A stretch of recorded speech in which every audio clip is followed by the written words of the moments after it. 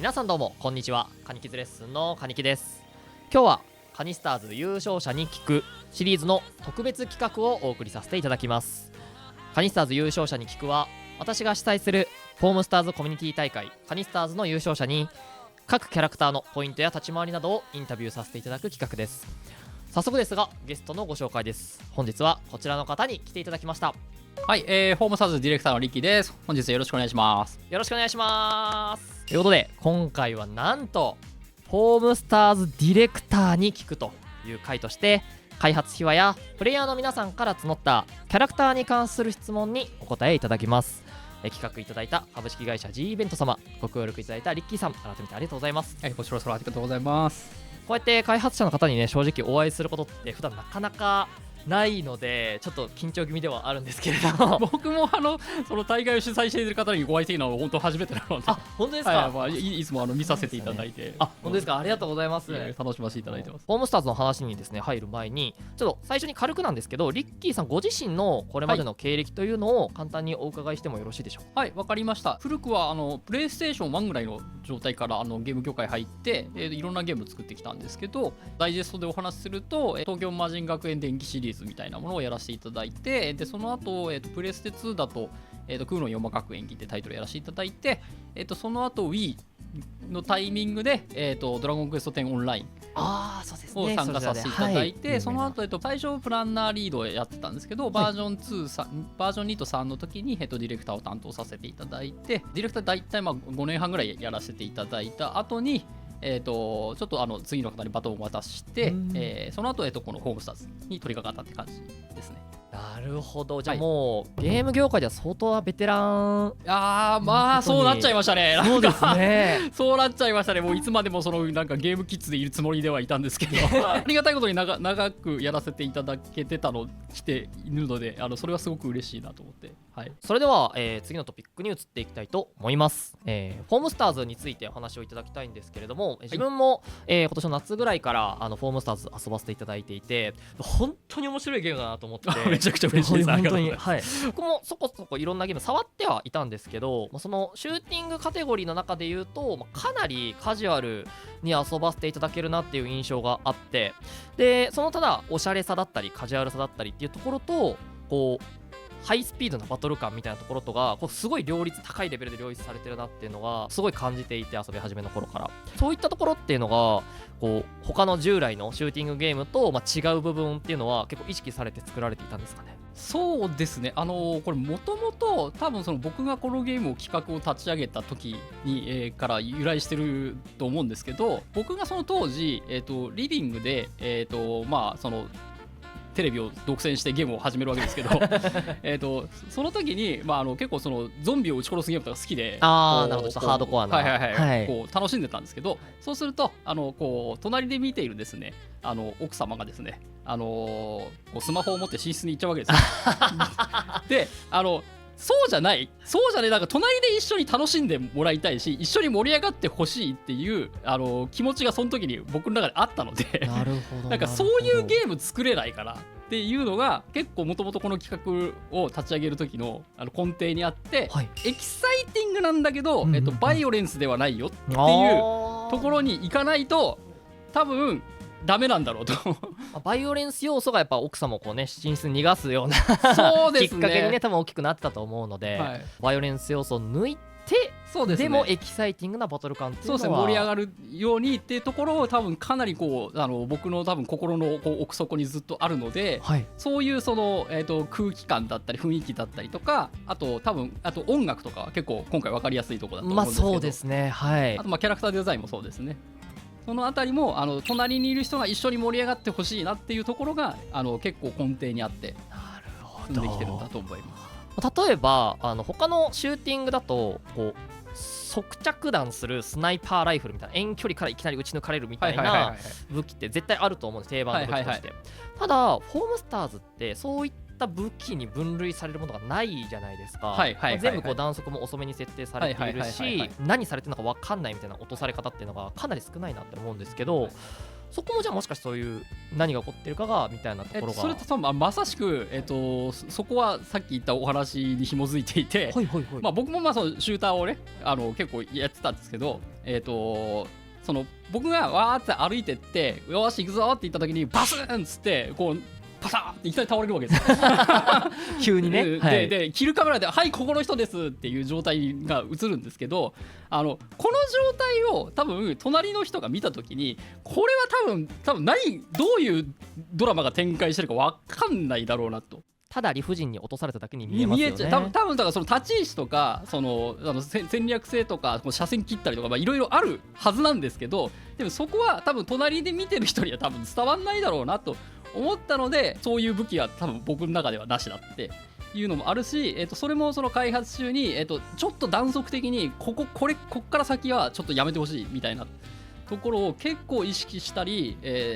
調整したりはしてますね。まあ、ブレーキをかけるような形になることもあった。リッキーさん側からこうちょっとこれ以上はっていうのはあったんですね。そうですね、はい、このゲームを作った時の一番最初のコンセプトのところがもう今のゲーム自体にかなり生きてきてるっていうことですよね。そうですね、はい、それはそうだと思います。ちょうどその先日僕自身も初心者の方と経験者の方で組んで遊ぶ交流戦みたいな企画をやらせていただいたんですけど、その時もこう初心者の方は普通にこう初心者なりに遊びやすいというか、その間口の広さがうまく機能してこう楽しんでいきつつも、ただこうやっぱこのゲームって突き詰めるとすごく戦略性というか、実際カニスターズの大会の様子を見ていてもとんでもないレベルの高い駆け引きが行われてるんですよね。でそういった部分というか、そのキャラコンだったり立ち回りだったりの奥深さっていうのはどうやってこう突き詰めていったんだろうというのが気になりますね。そうですね、その奥深さの部分に関しては、今開発をしていただいている、トイロジックの皆さんの功績が非常に大きいと思ってて、一例を挙げると、ソアのシャボンステップ、はい、シャボンステップ使用上はジャンプしながら打ち回すぐらいのものしか想定してなかったんですけど、ある日そのビルド触ったら入力方向によって4個発射のタイプが変わるみたいな、ベクトルがね変わりますよね、変わるようになってたりとか、ああいう形でゲームとしてこういう奥深さは必要ですみたいなところを基本的にこういろいろ詰め込んでいただいてた。じゃあソアのシャボンステップって最初はどっか一方向にしか飛べなかった。そうですね、真正面にしか飛べないっていう仕様だったんです。そうなんですか。なんですけど、そういうところでこうどんどん広げていったりとか、僕が、逆にそのブレーキをかけるところもあったりはして、敵キャラクターの位置って、ホームスターズは全部丸見えじゃないですか。そうですね、今どこで何してるか分かるって状態だと思うんですけど、あれは、最初見えない状態で遊んでて、で見えないなりの戦略も確かにあるんですよ。そうだと思います。で特にアギトみたいなキャラクターってこう裏取りしてこっそりこう撃つみたいなところを、見えない方が多分活躍しやすいキャラだと思うんですけど、それはもう総合的にその体感してごめんこれは常に見えるゲームにしてほしいっていう。じゃないとやっぱりどこで誰が何してるかっていうのがやっぱ分かりやすい状態にじゃないと僕が求めるものにならないから、それはそうさせてほしいって話でそういうところに落としたりとかしてきました。まさに最初言われていたそのなんで落とされたのかが分かんない、何が起こったのか分かんないみたいな要素はもう極力排除していくっていう。そうですね、もうこのせめぎ合いなんですけど、やっぱりそのクイックに場面が展開するとかやっぱりそのバトル感みたいなのはやっぱ当然あってしかるべきなんですけど、やっぱここはそのうまい落としどころをこう常に探っていくっていうのを試行錯誤しながらやってる感じですね。なんか今のお話聞いてて、その僕もそうだし他のね配信者さんが初めてこのゲーム触った時に1作目でこのクオリティなのっていうやっぱ衝撃を持った方多いイメージなんですね。そうなんで今ちょっとその試行錯誤の結果とか過程みたいなところを聞いて、だからこの完成度が生まれてるのか。そうですね、その皆さんに届いてないというか皆さんが目にしてないホームスターズいっぱいあって多分開発中に全員2段ジャンプ持ってたホームスターズとかあるんですよ。当然そういう仕様入れようと思ったらそういう楽しさがあるから入れたんですけど、やっぱりどうしてもテクニカルすぎるっていう状態になっちゃったんで、技術介入がねちょっとねキャラコントロール自体がちょっとこう求められすぎるようなゲームコンセプトになりますもんね。なので、そういうところをそうじゃなかったなっていうのでこう潰してやってたりっていう、そういったね間口の広さと遊びの奥深さの両立がリッキーさんのこだわりとトイロジックさんの提案とで、生まれていったというところですね。さてここからはプレイヤーさんからいただいた質問にお答えいただきたいと思います。今回はカニスターズ優勝者に聞くシリーズの特別企画として、キャラクターにフォーカスを当てた質問を中心にいくつかピックアップさせていただいたんですが、そのキャラクターに関するところではない部分でですね、非常に多くいただいた質問が2点あったので、そちらだけ先にお伺いしても大丈夫ですかね。はい、大丈夫です。はい、ありがとうございます。ではちょっともしかしたらお答えしづらい部分もあるかもしれないのですが、まず1点目ですね、ラグや格差マッチは解決できるのかというところですね。これはですね、逆にこういう場を設けさせていただいてありがたい形ではあるんですけども、まず皆さんに対してお伝えしたいのは本当その快適なプレイ環境をお届けできなくて本当に申し訳ないなと思っております。ホームスターズが持っているそのサーバーの仕組みだったりとか、実際皆さんが世界中から遊ばれている方いらっしゃるんですけど、その方たちのそのデータとか調整できるパラメータとかあるんですけど、でそこをなんとかベストを尽くしてやっている状態ではあるんですけど、今現在の状態でいうとマッチングがしないこととか、そのマッチングにすごく待たされてしまうことっていうところを、やっぱりちょっと優先はしていて、ケアとしてはその際に、どういう人たちがどういうタイミングでマッチングしてるかとかってやっぱり大きく影響するんですけど、その時にどうしてもそのラグが発生してしまったりとか、そういった状態になっているというのが、現在の状態ではあります。なるほど。あくまで方針としては、対戦を成立させるというか、まず対戦に移れるようにそこを優先的に、調整いただいているっていう認識ですかね。そうです。遊べないっていう方が、発生はやっぱさせたくはないっていうのが、一番ストレスになりますからね。強くはあるので、そっちにちょっと値的には寄せてるっていう状態ではあります。なるほど、わかりました。ありがとうございます。ちなみになんですけど、海外と国内とでマッチングのサーバーを分けてほしいみたいな意見も結構あったんですよ。そこもやっぱり基本的にはマッチング速度を優先するっていう方針のもとで、統一してるっていうイメージですかね。それはそうですね。でプレイステーションを遊ばれてる方っていうのは世界中にたくさんいらっしゃってですね、実際 PS5 は国外の方がねやっぱり持ってらっしゃる方多いですもんね。全部丁寧に説明することが難しいんですけど、そうですよね、すいません、難しいんですけど、どうしてもそういう環境が生まれてしまうっていうのが現状の状態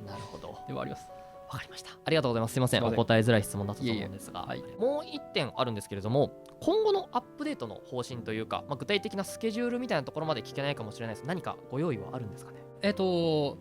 ちらに関しては、たくさん喋りたいことはあるんですけども、近日中にですね、正式に情報開示のタイミングがありますので。本当ですか。それをお待ちいただければと思いますというのがサラリーマンの僕の見解です。ありがとうございます。いや、近日中というねお言葉をすみません、現地をいただいてしまったので、自分も一ユーザーとして楽しみにしたいと思います。お待ちください。ありがとうございます。さて、では改めてですね、ここからはキャラクターに関する質問、いくつか届いておりますので、こちら伺っていきたいと思います。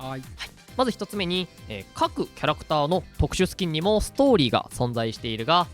ストーリーは脚本家の加藤さんやディレクターであるリッキーさんが考えているのか、それともデザイナーさんとの共同か。特にアンデッドエンダーやフランケンジェッターはセリフやコンセプトがかなり変わっているので、バックグラウンドストーリーがあれば教えてほしいということです。そうですね、多分ホームスターズ内で、セリフだったりとか物語だったりとか、そういうそのキャラクター性が出力されるコンテンツが結構あるんですけど、結構物によって何が起点になってるかはまちまちで、そうなんですね。スキンとかの場合物語がベースになることもあるんですけど、デザイナーさんが上げてくれたデザインに対して物語が膨れることもあるし、あとはそうですね、物によってはそのグリヒルさんのイラストで描かれてたから、それを使おうとか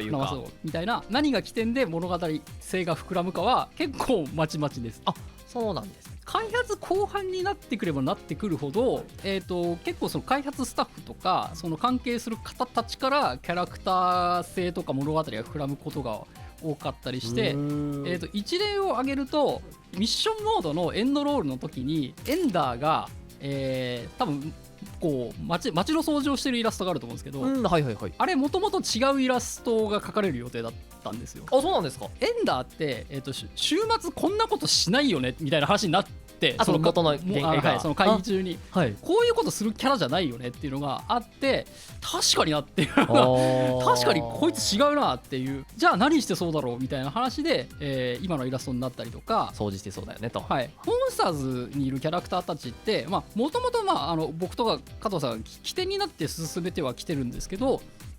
なんか僕たちが生み出したっていうよりはなんかもともとキャラクター像っていうのがなんか存在していてなんかこう掘り起こしていったりとかなんか磨かれていったら今の形が見えてきたっていうなんか感覚なんですよ。もうだから生きてますよねキャラクターが。あ、そうですそうですそうです。だからなんかあいつはあいつなりの生き方をしてるしっていうのがあるし確かにお前こういう感じだったよねっていうのが発見されるっていうなんか生み出されるんじゃなくて発見されるに近いですね感覚的には。ソアが、はいあの子ご飯大好きでうん結構食べる時にこうたくさんいっぱい食べるっていうのがあると思うんですけどあれもそのグリヒルさんがカフェにいるそれもエンドロールかなソアのエンドロールのイラストで、カフェですごく大きいパフェを楽しそうに食べるシーンとかあとは、バブロのパーティーに呼ばれた時もフードめちゃくちゃこう引っ提げてそう引っ提げてもぐもぐ食べてるみたいなところがあってなるほどソアってこういう感じなんだっていうのをそのグリヒルさんが描いてくれたりとか。そこからこうどんどんやっぱ肉付けというか解像度が上がっていくっていうそうですねイメージなんですね。はい、今僕エンダーって言ってますけどもともと開発中の呼ばれ方はケイオスだったんですよ。ケイオスエンダーのケイオスのこの武器さとかケイオスのこのスキルさって言ってたんですけどどこかのタイミングでエンダーになったんですよ開発中の呼び名が多分、皆さんプレイしている皆さんの呼び名がどっちかとエンダーとかエンダーくんになってったんですよね。その影響を僕たちが受けて逆に受けて僕もこうあいつ昔ケイオスで今エンダーだし思わずっていう呼んじゃうしあいつがエンダーって呼ばれてるのって多分ミッションモードのほぼ1シーンソアが多分エンダーくんって呼ぶシーンがあるんですけどそこが多分起点になってるのかなとは思うんですけどでもずっと開発中はあいつケイオスだったまあそうですよね。そんなソアの1セリフなんてのはねその開発にその影響性ないですから皆さんの中でも多分こうイメージを膨らませてくれたりとかもともとは持ってるキャラクター性をよりこう強調していただいたりする中で多分もっとこう固まって新しい発見がこう生まれてるっていう。ユーザー発信のいろいろな、イラストとかもねたくさん描かれてる方も多いと思いますけれども、そういったこうユーザーのいろんな発信の中で逆に開発がそっかそういう方向の解像度が上がっていくのかみたいな変化があるんですね。そうですねエンダーつながりだとネルティーズのワゴンの前でみんなが楽しそうにアイスを食べているってイラストをグリーさんに発注した時に、エンダーが持ってるアイスだけこぼれあいつ抹茶アイスだと思うんですけど抹茶アイスこぼれ落ちてるっていうシーンが描かれててもうそれが来た瞬間僕たち全員涙しましたこいつかわいそうだよもうマックスが温かく見守ってるんで、あいつが慰めてくれっていうこう気持ちで見てたりしましたしさらに言うと1周年記念で、全キャラクターを描いた記念イラストを描いてもらえた時にあいつまたアイスクリーム空中にポンって飛んでってしまっているってちょっとこいつそういうやつかっていうそのセルフオマージュじゃないですけれども、グリヒルさんもちょっと意識して書いていただいてると。だからもうあれはだからグリヒルさんの中でストーリーがこう展開してってるっていうちょっとかわいそうな不憫な部分みたいなのは、原画のところからインスピレーションを受けて多分あいつ永遠に待合室食べれないそういう形でですねなんか僕とか加藤さんがこう生み出したっていうよりはなんかもともとあったやつをみんながこう新しい発見をしてるっていうような感覚です。だから結構発信元としてはまちまちになってそうですね。だから違った角度で見えたらこういう側面が見えたよっていうそうなんだっていう感覚。ありがとうございます。ではすいません次の質問に行かせていただきます。毎日楽しく泡活させていただいてます。質問です。ミスターボンバヘッドが水没するとボンバヘッドだけ浮いてくる仕様これがあると思うんですけどこれに関して開発エピソードでこだわったポイントがあれば聞きたいですと。あと今後アップデートで浮いてくるボンバのバリエーションが増える可能性はありますでしょうかなるほどなるほど。ですねこれに関してはある日突然実装されてたんですよそんなことあるんですかあったんですなんでボンバヘッドだけ水にジャポンって入った時に演出が入ったのか僕も詳しくは分かってないんですけど、ある日突然入ってて、でもこれ確か面白いねっていう形でそのまま開発進んでたんですけど、その自体のアップデートで、入ってるだろうと僕勝手に思ってたんですけど、なくなってて、あれなんかなくなったねって思って、でなくなったからなんでなくなったのって言ったら、いや浮き上がってきたボンバーヘッドのクオリティ感に対して納得がいかないっていうちょっとチェックが入ってなくなったんですって言われて、いやあれ面白いから入れてくれともうリッキーさんご自身が、はい、なるほどっていうので、復活したっていう突如実装してくださった方のなんか発想というか、ボンバーヘッドだったらこういうコミカルなところあっていいよねみたいな、そうだと思いますね。そういうことですよね。ここは多分こうやって拾ってくださるユーザーさんがいるってことは、きっと実装してね良かったんじゃないかなって思いますね。はい、そこが変わるってところもアイディアとして留めておければとは思います。ありがとうございます。今後増える可能性ってあります？バリエーションが。可能性を言えば可能性はあるとしか言えないですけど、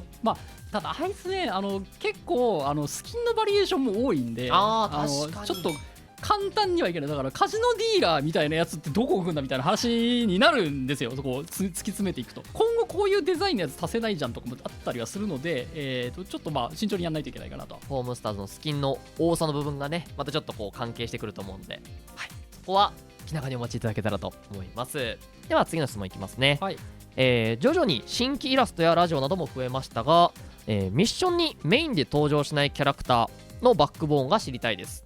はい。今後知る機会はありますでしょうか？はい、ですね、バックボーンに関しては、当然あるやつとないやつとかもいるんですけど、何かそういうチャンスがあったらやっぱ出していきたいよねとは思ってたりします。で、ですね、これちょっと前回の、配信の時に社内配信の時に、ちょっと使えなかったものも、なんか今日使えるかもと持ってきたので、ちょっと、見せてもいいですかね。今あるんですか？はいはい、いいんですか？はいはい、ありがとうございます。いつか出るかもしれないし、この場限りかもしれないというのは前提で見ていただけたらと思うんですけど、わかりました。本当グリフさんにたくさん魅力的なキャラクターデザイン上げていただいてて、でその中のがですね、一応こういう見えるかな、可愛いんですけどね。このキャラボツになったんですか？こいつね、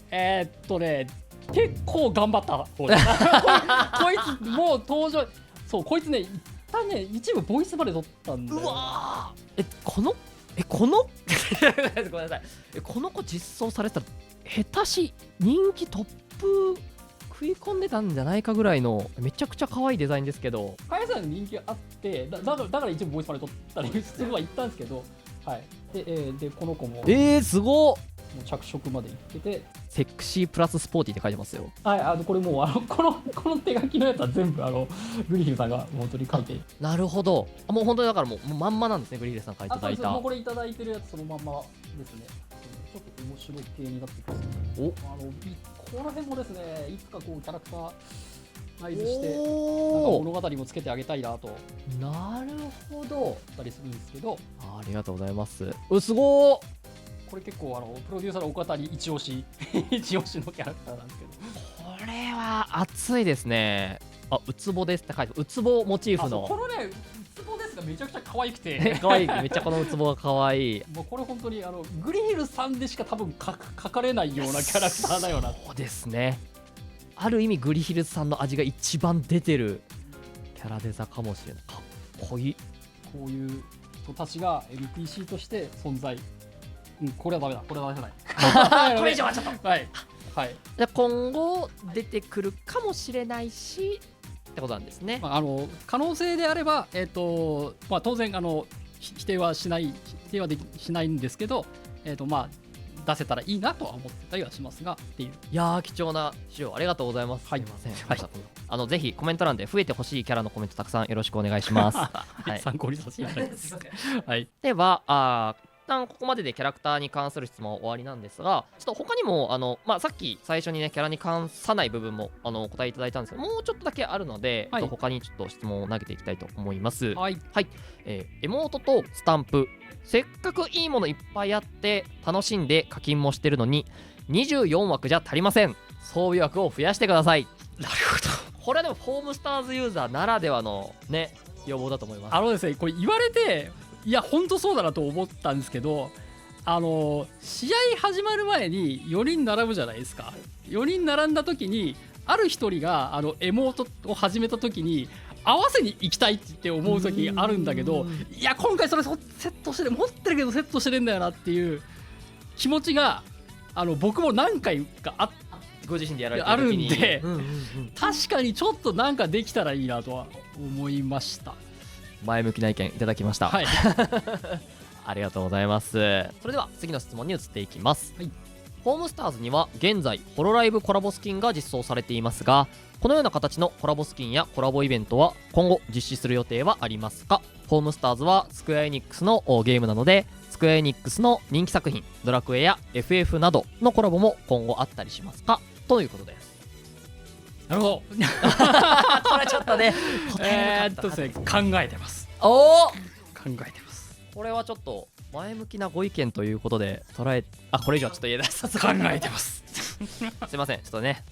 サラリーマンにこんなそうなんですそうなんです、サラリーマン大変なんですよ。はい、はい、ありがとうございます。でもこれがお答えいただける限界だと思うので、皆さん、はい、前向きな展開を、楽しみにしていきましょう。はい、ありがとうございます。では次の質問に行きます。ホームスターズは発売当初は有料でしたが、途中から無料化した理由ってのは何なんでしょうか？そうですね、これは、多分そのビジネス的な、戦略だったりとかさまざまなその、要因が絡んでると思うんですけども、初めはそのビジネスモデルとしては、ちゃんと、パッケージ代をいただいて、サービスを提供しましょうっていう状態だったんですけど、やっぱり、やっぱたくさんの人に触れてほしいなっていうプロデューサー含みそういう方針にするべきだっていう状態になったので、かなり大変だったと思うんですけど、本当この辺はなんですか、大人のねいろんな事情がたくさん絡むのでなんですけど、そこをなんとかクリアしてその状況に、持ってこれたっていう感じですね。がこの前の10月だったと。はいはい、僕が言うんだったらもう本当にたくさんの人にね別にもう無料で好きなだけ遊んでくださいっていう状態にしたいんですけど、多分大人の事情でいろいろある。まあそれはもちろんそうですよね。基本的にはゲームもね事前事業ではないのででももう本当に結果無料になったおかげで、結構10月のアップデートをきっかけにビギナープレイヤーさんが増えたなっていうイメージもあったので、確かにそうですね。結構なマッチングすることも僕も多いのでありがたいなと思って。はい、ではちょっと次の質問いきますね。はい、いつも楽しくフォームスターズを遊ばせていただいています。ありがとうございます。開発の方に聞いてみたいことがあります。はい、ホームスターズ無償化にあたり、上位のプレイヤーの中で広く使われていた前ロールと呼ばれる、テクニックですね、クイックターンキャンセルジャンプなんですかね、正式名称はなんですけれども、こちらが仕様変更でなくなるという、この方は英断があったと思いますというふうに言っております。そう言っていただけたらと思いますが、こういった大きな仕様変更の際、どのような競技が行われたのか話せる範疇でお伺いしてみたいです。よろしくお願いしますというところと、はい、最後に括弧書きで、あとマスターの水着スキンは出る可能性ありますでしょうかとのことです。なるほど。はい、まず前者について、お話しさせていただくと、めちゃくちゃ議論が行われました、開発内で。でもさっきのねテクニックの部分との駆け引きの部分とどうするかっていう話があったと思うんですけど、まさにそれですよね。はい、で皆さんがやっぱ楽しんでいただいてるっていうで、これが楽しいって思ってる方がやっぱたくさんもういらっしゃってるって状態があった上で、ただ僕たち開発陣が想定していたプレイではないんですよ。なるほどなるほど。設計の中でいうとちょっと外れてたものになったんだけど、ただ例えばですけど、バグであれ、不具合であれ楽しきゃいいじゃんっていうのは、僕たち開発陣もそう思っていて、なぜならそういうプレイヤーだったから、ゲーマーとしてそう思ってたから、できれば残したいっていう、気持ちと、ゲームシステムとしてそこ設計してなかったけど、設計上それで本当に良いのかすごい議論して、やっぱその結論としては、これをそのプレイヤー全員にやっぱ求める形にはなっちゃうので、まあそうですよね。勝つためにはなんか必須テクニック扱いにはなってましたよね、実際プレイヤーの中でも。やはりちょっと今の状態は提供するものとしては違うだろうっていう結論にいったので、今の状態として、パッチを当てさせていただいたっていう感じです。ここは僕たちもすごく議論をしたし、すごく悩んだ点ではありました。まあやっぱりそうですよね。最初冒頭のところで伺った話にまさにここで関わってくると思うんですけど、議論の重ねられた上での、結論だったというところですね。そうですね、はい、はい、ありがとうございます。でマスターの水着スキンマスターのは水着スキンは、このデザインいいんじゃないっていうやつが多分、出てきたらかなっていう気はします。まだちょっとこうストライクなのがない感じなんですね。クリティカルなのが出てきてないと。さっきで言う、マスターがじゃあ水着着るんだったらこんな感じだよねっていうところが多分どこかから発見されたら形になるなるほど、わかりました。発掘増しということです。はい、気長にお待ちいただけたらと思います。プレイヤーからの質問コーナーは以上になります。はい、本当にたくさんの質問が来ていたんですけども、ご応募ありがとうございました。今回はねキャラクター関連の質問をメインにやらせていただいたんですけれども、また別の機会をいただけたら、いろんなねテーマで改めてインタビューさせていただけたらと思います。はい、では次のコーナーに行きます。ここから少し話が変わるんですが、コミュニティの意見といいますか、そのいろいろな反応が X だったり YouTube だったりいろんなところであると思うんですけれども、そういったところっていうのは結構チェックされている感じですかね。はい、そうですね。結構やっぱり皆さんの反応を見たがり勢が開発内で多いので、そうですね、はい、それは嬉しい。ありがとうございます。でそこのコミュニティに関してもう少し伺いたいんですけれども、自分がちょっと手前味噌で申し訳ないんですけど、カニスターズっていうコミュニティ大会をね運営させていただいていまして、こちらねさっきも見ていただいているっていう風に伺ったんですけれども、こちらはなんかどうですか、見ていて率直な感想というか伺いたいんですけど。率直な感想で言うと、惚れ惚れしますね。見ててなんか惚れ惚れ、単純に一プレイヤーとして見てしまうんですけど、もう見入ってしまうんですね、感覚としては。なるほどなるほど。スキンとかバラプレートとか称号とかをこう見てて、あーっていいなって、やり込みをねこう見せてくださる方もいらっしゃいますし、愛情を感じたりこだわりを感じるのもなんかすごくまたなんかチームによってはその出たチームで称号をもうバッチリ合わせてくるとか、そうですよね、コメントをね紹介の時に綺麗にこう並んでるみたいな、それがチーム名にも反映されてるみたいなところもあったりとかして、すごくこう熱量をね感じるところはあるなっていうのは思います。実はそういったところはやっぱ開発の方々にも伝わっていると。間違いなく、はい、ありがとうございます。はい、それでは本日のインタビューは以上となります。本当にありがとうございました。ありがとうございました。最後にちょっと僕からいいですかね。ちょっと今日ずっとここに一緒にいたこの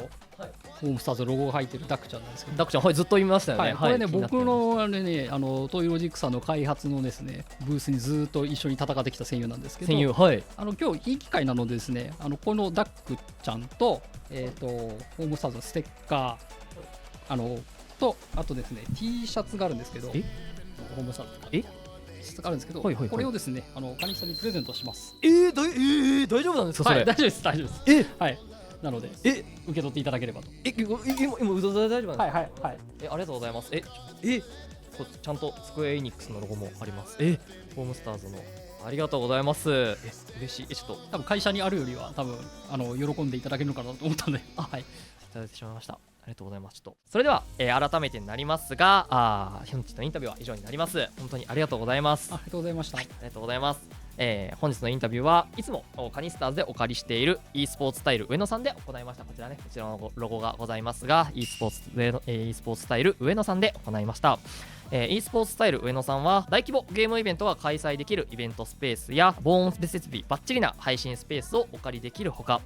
一般開放日には高品質な機材環境と超高速 10GB 回線による快適なゲーム体験が可能になっております。お近くの方はぜひ一度お越しください。今日は貴重なお話を伺えてありがとうございました。こちらこそありがとうございました。ありがとうございました。改めて、カニスターズ優勝者に聞くシリーズの特別企画ホームスターズディレクターに聞く回は終了となります。ゲストのリッキーさん、企画いただいた株式会社 G イベント様、本当にありがとうございました。ありがとうございました。